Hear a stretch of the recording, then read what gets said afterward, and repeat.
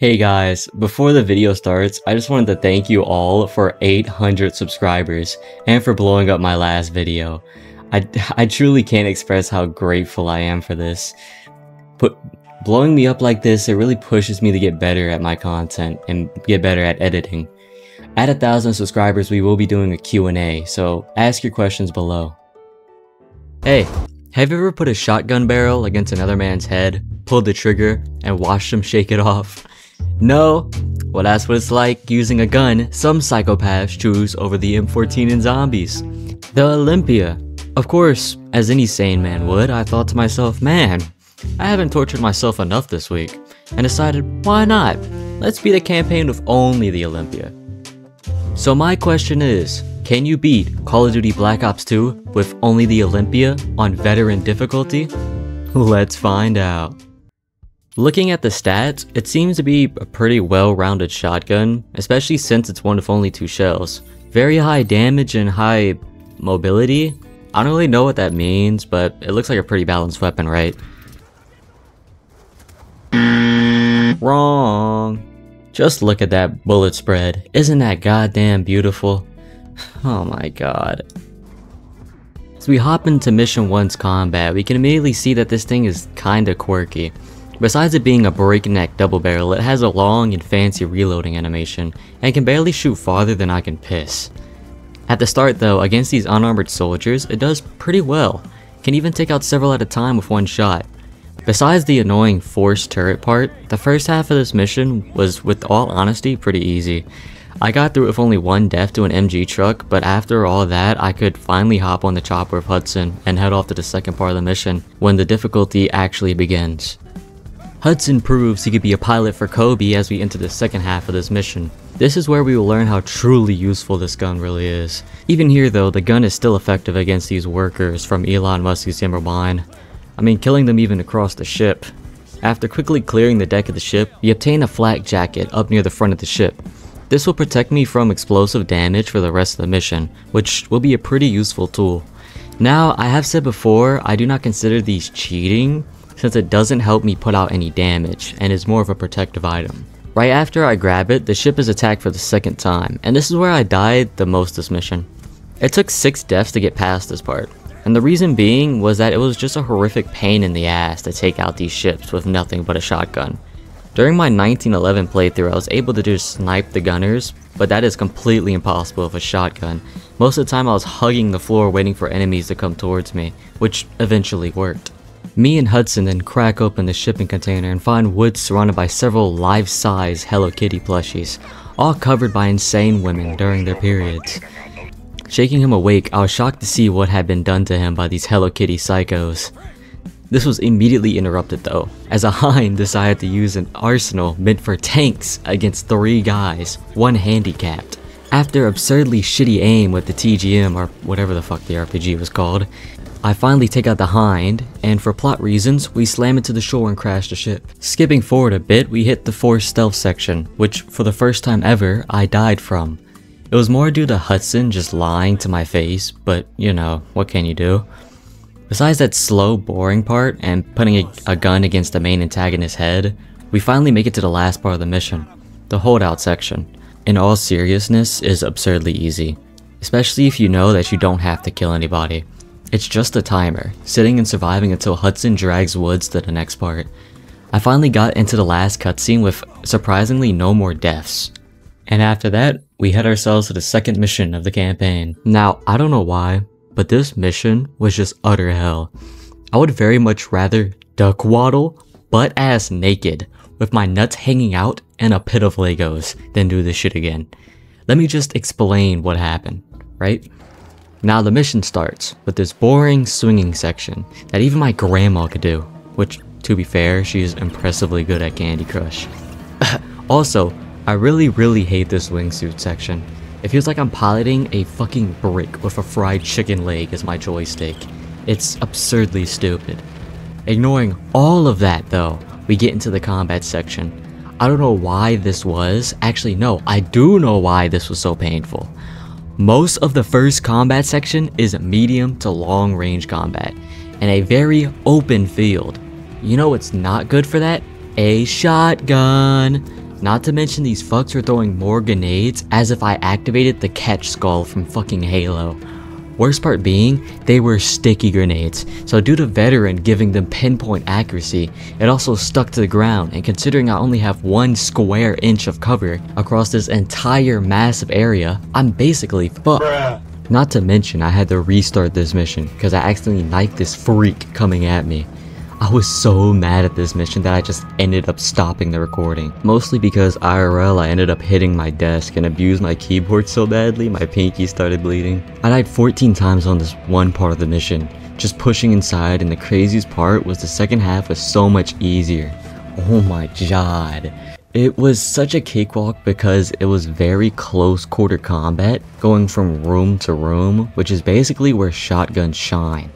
So I would slowly make my way down hallways just dumping shells into any idiot that just wanted to peek me. After the easiest shootout section of my life, we find this random nerdy looking dude. And we can tell he's a good guy because he doesn't have a foreign accent or wearing red.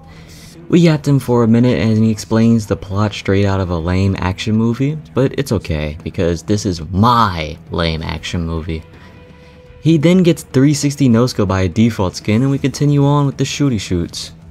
I died once in the underground part, and the last shootout was really small and quick. Mission 2 ends with us telling the Admiral himself what we found. Wait, why is the highest rank of the Navy here? And in like an active war zone? Shouldn't he be like on a boat? Am I stupid? Like, why is he like, this is a massive terrorist base. Shouldn't he be like somewhere Today's subject, safe? He's like really slavery. Old wounds. This mission is gonna become infamous in my playthroughs. I can already tell every single time I do this mission, it's always so painful and Veteran. I don't know why it's the third mission of the story that seems the hardest to me, at least ignoring the last 2 missions of the campaign that just throw BS at you. Skipping past a really long intro into this mission, which basically explains that we're here to helping the Chinese and this guy shoot Russians. I died before I even get into combat because apparently I didn't mount my horse, but I'm on all seriousness sitting on my horse? What? I don't even know anymore, man. I can't. I ride my horse to the first combat area, and I know from experience this spot can be pretty annoying unless I immediately rush across the battlefield. Reason being, there's 2 BTRs that pull up to the battlefield and will gun you down very quickly if they spot you. But if you get across the battlefield quick enough, you can grab the mandatory use RPG and blow them to all hell, which is a necessity since it's a mission objective. After we get out of the way with only 1 death, we gotta hop back on our horse. Now, I understand it's an FPS game, so it wasn't a priority, but why is every section that doesn't involve you on your feet so damn hard to control? The horse is annoying as hell to control, but maybe I'm just complaining too much. I ended up dying another time just trying to take out the vehicles to continue the mission, which is more my fault than the horses, but Then I arrive at the part I've been dreading. This one part of the entire mission, and perhaps the entire story, is one of, if not the worst. I don't understand why this has to be so damn difficult. Well, actually, it's pretty easy and quick section if you're able to use the RPG and whatever gun you want. But for a gun challenge, this section is nothing but pure hell.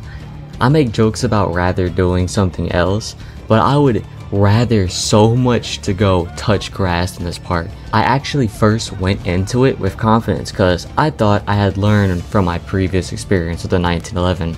But nope, it's still unfathomably painful. I died 13 times here in such a small, insignificant section. And I was so mad IRL that my roommate came in and checked up on me from me screaming. And what did I earn from going through all that hell? A kind of cool cutscene of us taking out a massive tank that honestly could have been a really cool boss battle. I swear, every time I see this cutscene, I just feel so sad for the missed opportunity this was. At least after that, we get a cool scene of Wood smacking up Kravchenko. I, of course, hold back from shooting him in the temple with the 1911 because that's not what this video is about. Blood. After that final section, we make our way to After that final section, we make our way to mission 4. Oh my god, I'm really fucking retarded. Before that, we have to do a striker mission, which I purposely fail and skip past this mission. There's no way for me to obtain and use the Olympia, so it's pretty useless doing it. I also won't be doing any other striker mission because of this reasoning. Skipping past Menendez's strange ancestral tendencies, we get to the gameplay of this mission. The first part is us forced to play as Menendez, which I had already learned you can't not kill anyone during it, so I just quickly get it over with and consider it a forced turret section. Now when we actually get into the fun part of this mission, I expect it to be a lot damn harder than it was. That's not saying this mission wasn't easy, but I was expecting it to be rage-inducing like last time. Most of the first section was just pushing the village and taking cover in houses. I died 22 times getting through the entire village, and weirdly enough, most of those deaths were from grenades.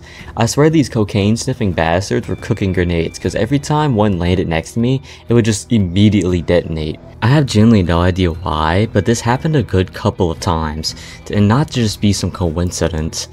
Besides that though, the most noticeable part was the push up to the house. Now what was so important about this house was several snipers situated in the windows and balconies. I had to very carefully push my way up the road, jumping from cover to cover to stay out of the sniper's firing line, until I was close enough to actually do anything to them. I surprisingly didn't die once pushing the house up here and got through with relative ease. After Wood's PTSD triggers from manwalking.mp4, we get to pushing the manor. Now, I thought this for the most part was going to be hellishly difficult due to the snipers and the LMG at the front door, but I was able to handle it with no deaths. So we can skip over to probably my favorite part of this mission, the basement. Me, Woods, and a random Cuban soldier are tasked with shooting up underpaid workers, processing cocaine in Menendez's basement. Due to having slammed my head against this wall before, I knew how to tackle this area and didn't die once. I pushed out into the left hallway to get through the main room, slamming shells into any idiot that popped out before getting to the second room's door.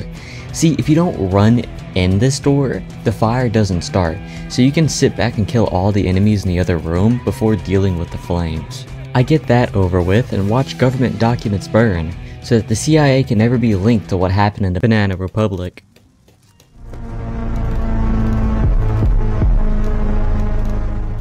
Before continuing out of the basement, Wood's PTSD continues to spike as he beats a father forward to death with murderous intent, and not only 5 minutes later, throws a grenade down a hallway in an already burning building.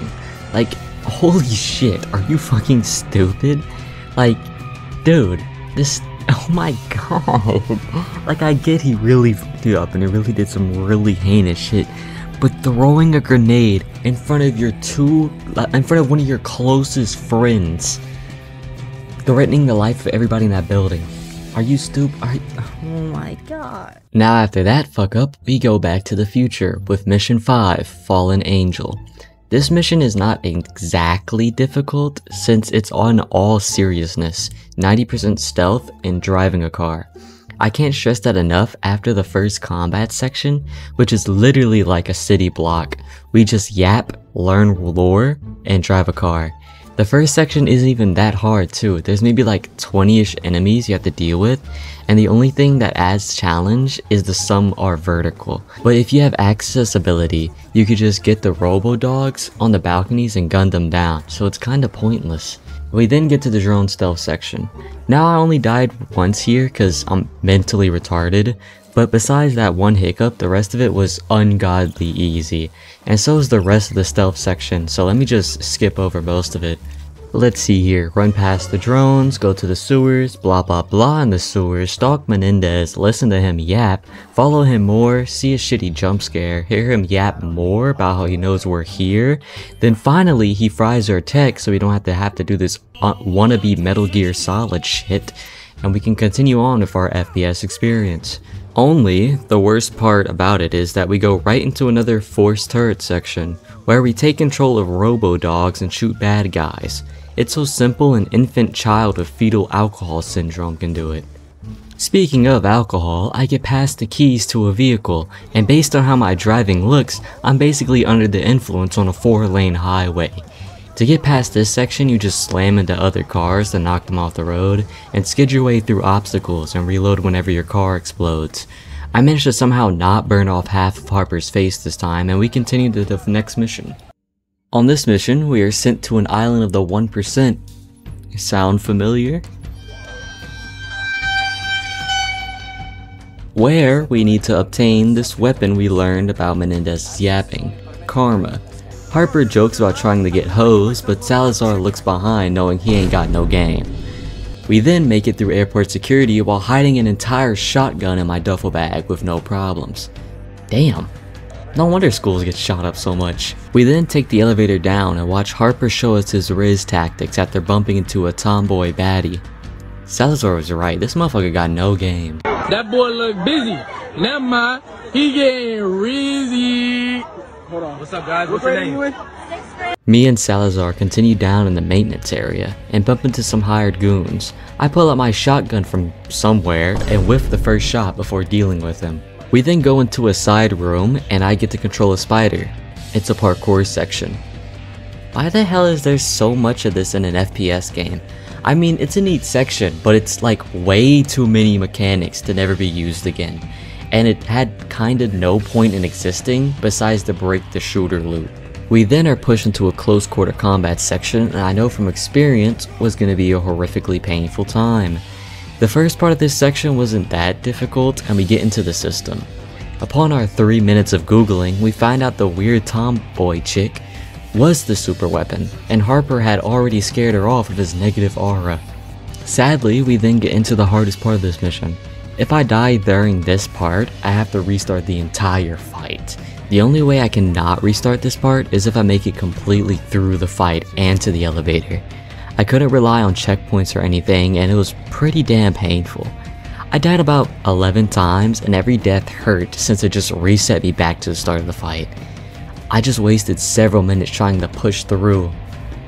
I had to rely on Salazar for some of the shooting, but this guy had an aim comparable to that of a Down syndrome stormtrooper. Finally, I managed to push past that part and down the elevator.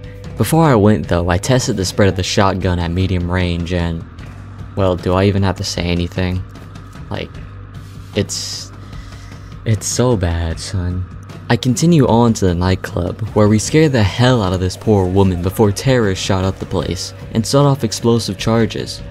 Waking up from my alcoholic coma, I see Harper and tell the security guard to do his damn job. We then take off to try to catch Epstein before he disappears with karma. Yeah, I failed. There was no way I could have sniped him with the shotgun, so karma just got humanly trafficked.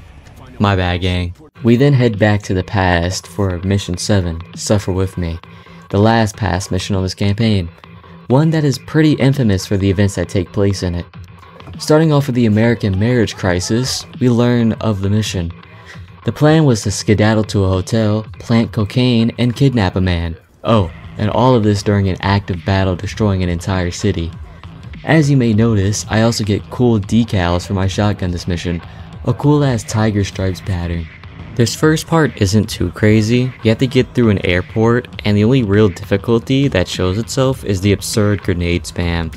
I ran into this little hut to wait out the grenade spam until I had an opening to run the better cover in the battlefield. I had to shoot say 20 guys before running to the hangars on the other side. The hangar section itself is also not too noteworthy, besides us getting a flak jacket and the downstairs part. So this section for some reason is just pretty difficult for me. Maybe it's all the enemies at long range, maybe it's because I have zero brain function, but whatever it is, I struggle a bit even if I didn't die once. We sneak ourselves over to the hotel and knock down the door. I immediately begin threatening, Noriega, saying I would blow his head off, which was pretty fitting, considering we're using the Olympia.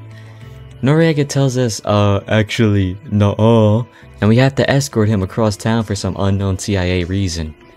Jesus Christ. As we head out of the building, I stop in the hallway for I heard something up in the corner.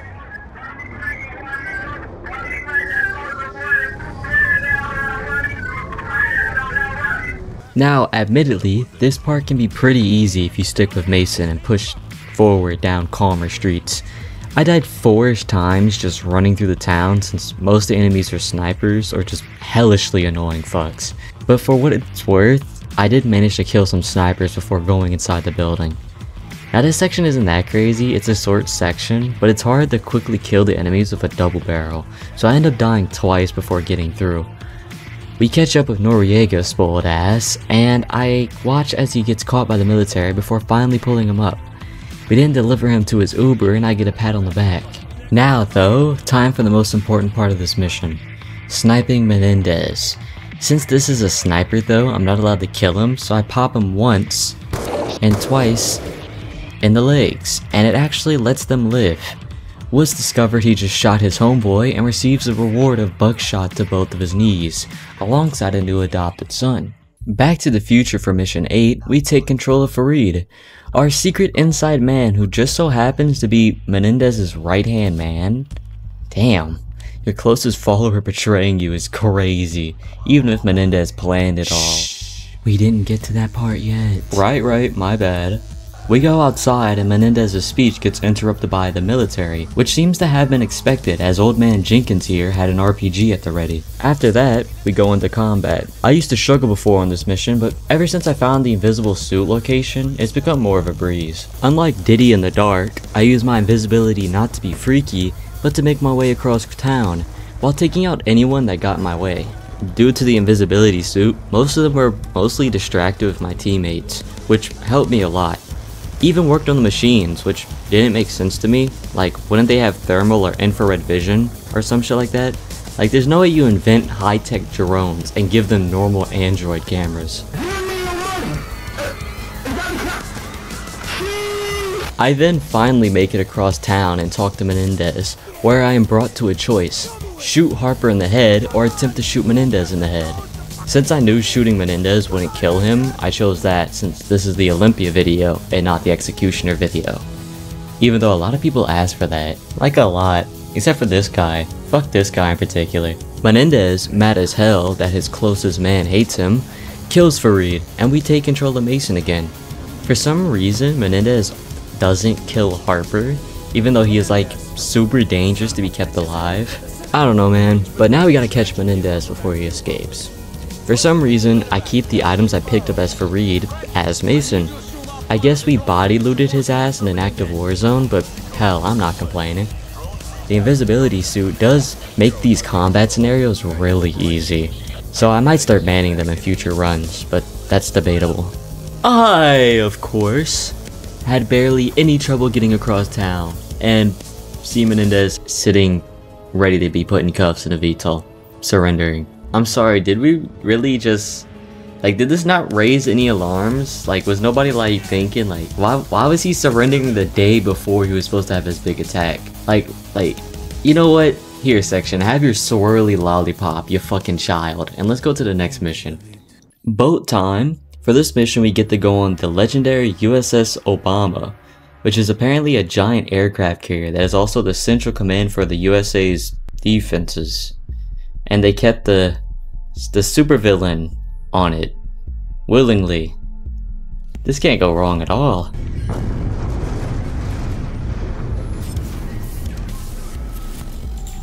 Menendez has escaped. What? PMCs use glider wings to launch a massive air assault on the Obama. Yeah, it went wrong. It went so wrong. Menendez escapes as the entirety of the fleet is attacked by terrorists. How did we not have defenses for this? I'm filled with so many questions, but the only answer is plot. Going into the combat, we find the shotgun is going to be pretty useful for this mission, since most of it is just tight hallways and corners, which the shotgun would usually shine in. Once we get down the first hallway, Salazar runs off to find the Admiral, which is a bit strange, but you know. I also get jump scared by a dude before blowing his chest open the next moment. Walking away, we get our first death, where I'm mowed down. Look, I just don't get it. How the hell do you have the same technology the enemy is using, and not have a defense for it? Like, on a massive next generational technology boat, right? We have had technology that could have handled this before this game was even in development. And this is supposed to take place in the future? Like, why didn't we just get like a phalanx? Like an automatic turret system to mow these guys down?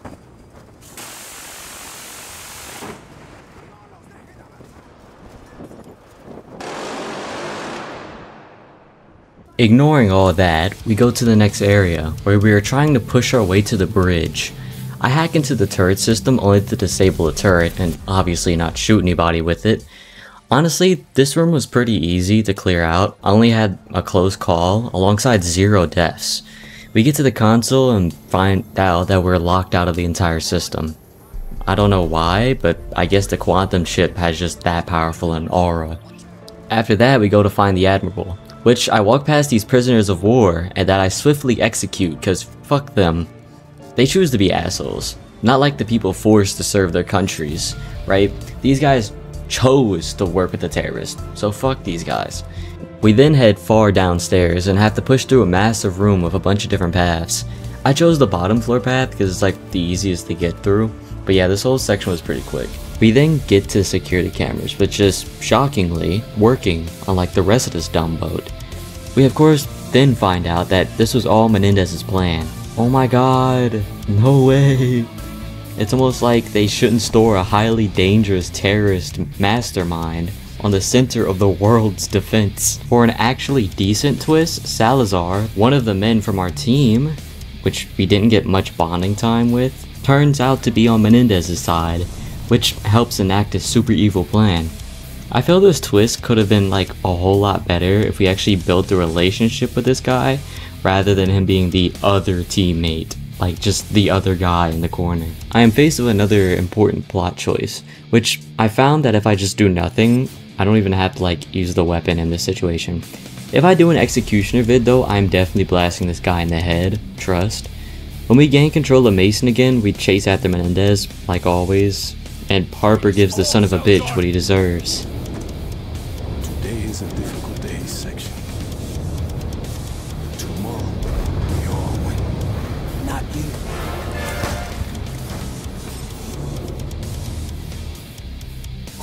you. Dirty traitor scum. This last part is probably where I struggle the most. The deck is just usually a hard section, but wait. What is... Excuse me, English or Spanish? Baby, you got something in your nose. Sniffing that K, did you feel the hole? Weird. I also found this spot where I can summon a robo-dog, which it honestly made this whole part a whole lot easier.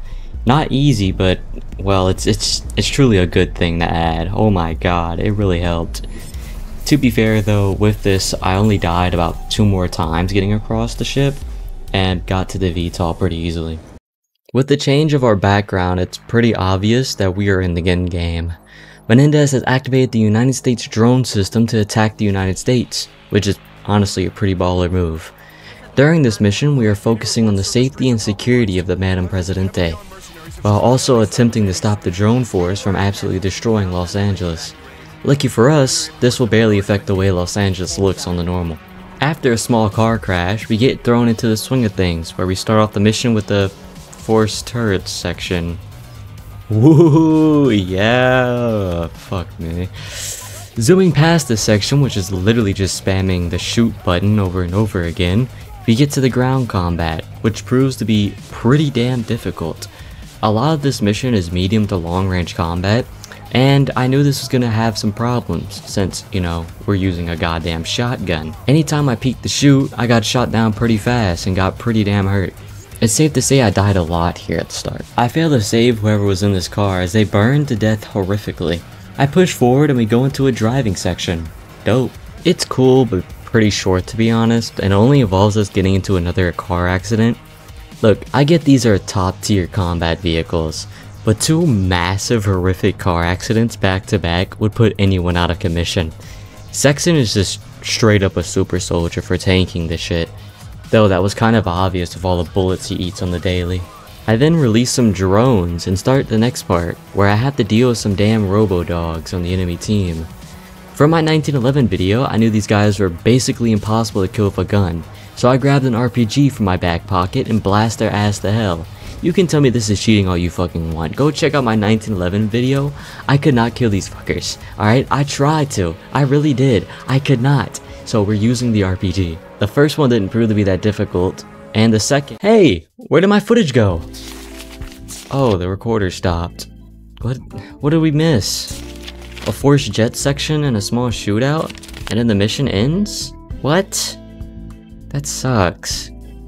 Well, sorry guys. Here's a short recreation in edit form. I am Section Mason. Oh my god! Oh my god!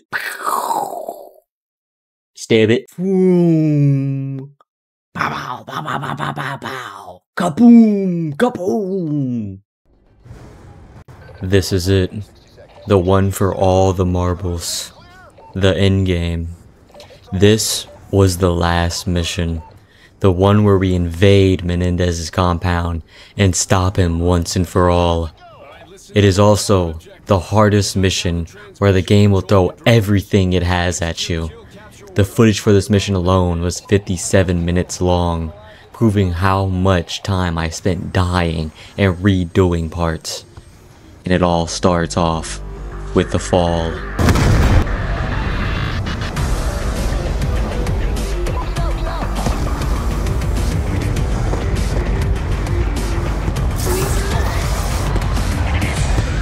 Control your descent!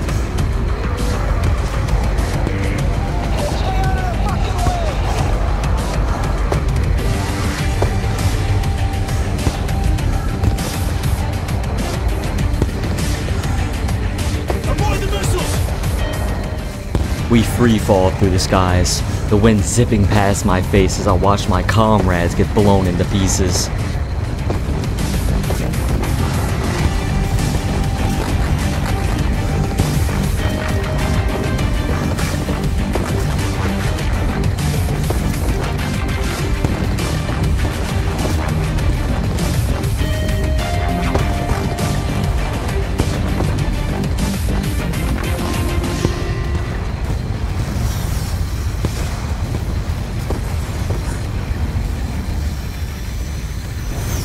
Dodging shrapnel and flames, we land in the battlefield, and I equip my weapon.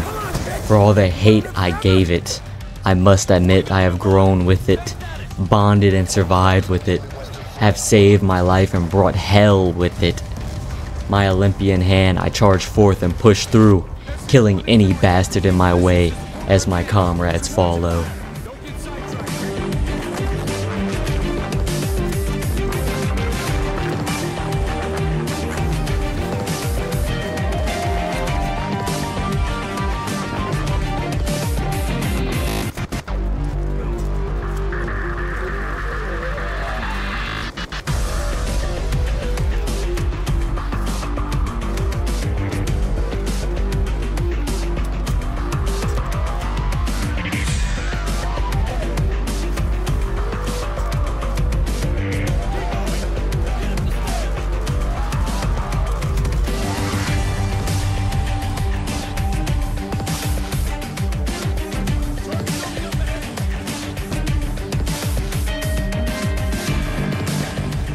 Every death only fueled the flames of my ambition. Eventually, me and Harper were sent inside the building. I lacked the capacity for one-shot kills, mostly due to the medium-range combatants, so I had to return to ammo depots to restock. Menendez was throwing all he had, his entire army at me, from men to creatures of steel. Faced with such challenges, I used my one solution: 12-gauge buckshot.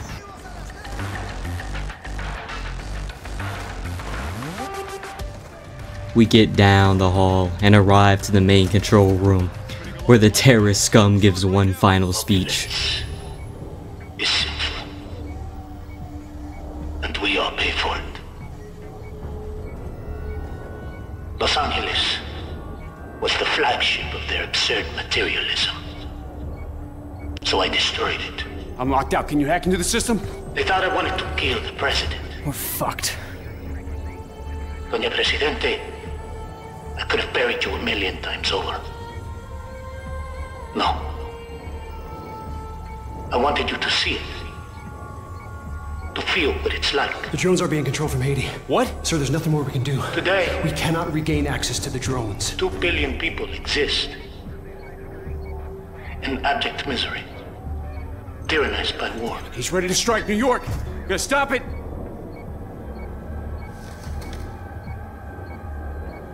Doña Presidente, What the fuck? your war machines are no He self-destructed the drones. Your military Why? is crippled. You cannot stop us now. Or this day.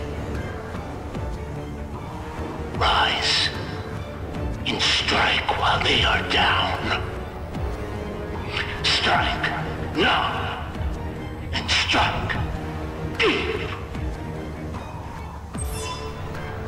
All right. Let's move out. Section, we got a body, one of ours. He's been stripped of his uniform and kit. Wait! Don't move him! Before I knew it, the building erupted in flames as explosions detonated all around us. I picked myself up from the rubble with my shotgun in hand. Not even this would stop me. I pushed forth as we got information on Menendez's location. Death after death only fueled me towards the end. It was so close, like Adam to the hand of God. I stared down the gate. I knew the man I had been hunting sat past it, and with that knowledge, I charged forth.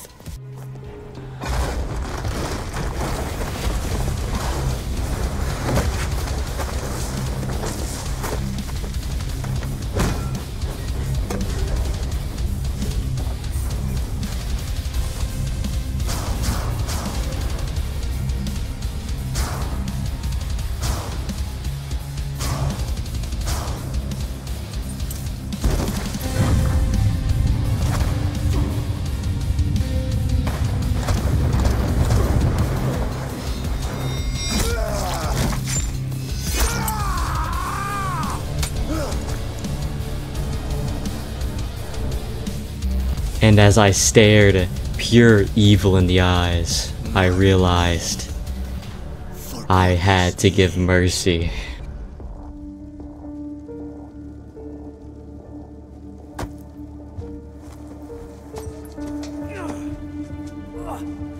If it were up to me, you'd be with your sister right now.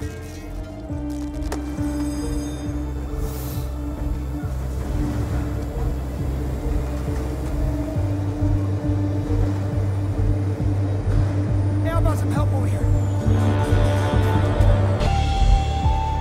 Later, section.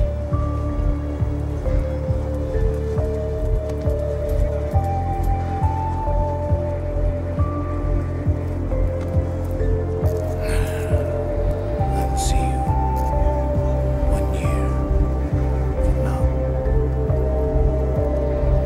Study Ulysses. Are you ready? No.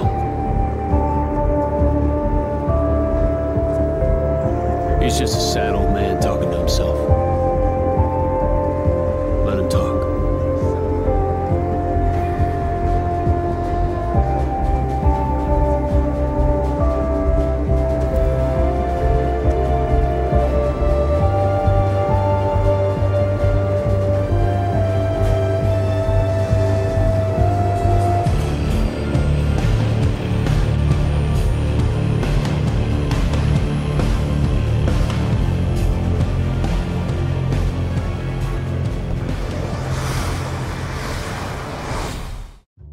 Hey guys, I just want to say thank you for watching, truly. I'm so sorry this video took so long to come out. It was actually like ready to be finished editing like a month ago, but I just didn't finish it, so that's on me. That's on me. I'm just a professional procrastinator. Actually, like low-key, if it wasn't for my friend Hunter and Charlie, I would have like low-key never finished it. They had to keep pushing me. I do want to make YouTube content. I do enjoy engaging with y'all. I don't know, bro. I'm a lazy motherfucker, I guess. Besides all that though, I do plan on my next video being something else. Probably nothing Call of Duty related. Maybe something like Subnautica. I was thinking Subnautica because I actually have thalassophobia, so it'd be pretty interesting. Also, if you have any suggestions or just want to ask me any questions, do leave a comment below. If you saw my last video, I do respond to almost all of my comments. I do love the engagement. I love talking to you guys.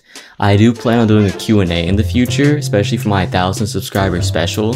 So once we hit that, we're going to do a little Q&A. So any questions you leave in the comments, I'll probably respond to. If there's not much, I'll probably release another video, then do the Q&A, you know, just to make sure there's enough questions. Besides that though, I do hope you enjoyed the video, and yeah. We love trans rights. I love trans cock. What? Dog? Dog? You want to explain that? I'm part of a jokester society.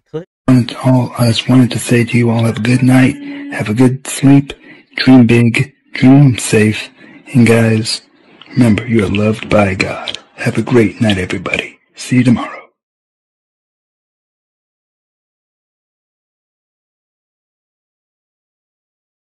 Oh yeah, I want to say one last thing. Fuck CapCut, dude. The reason this shit took so long is cause CapCut made all the features I use for my fucking audio pro. Are you kidding me? That's such fucking bullshit. Fuck CapCut. All my homies hate CapCut. We going to fucking DaVinci or some shit, son. I ain't never using this program again. Fuck you, and I'm out this bitch.